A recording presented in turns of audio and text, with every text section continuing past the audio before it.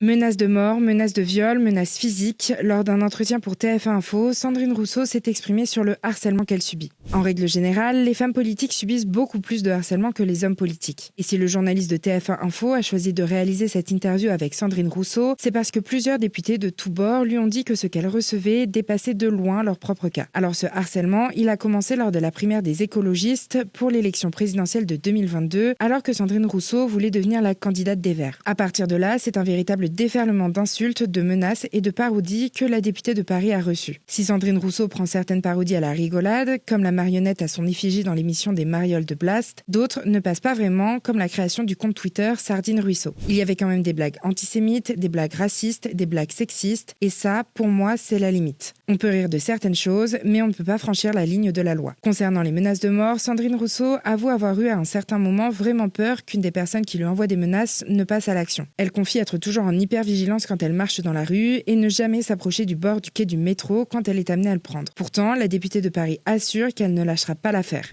Il n'y a rien qui vaille le coup de vivre tout ça, mais je ne lâcherai pas le combat. C'est bien mal me connaître que d'imaginer que des menaces vont m'arrêter.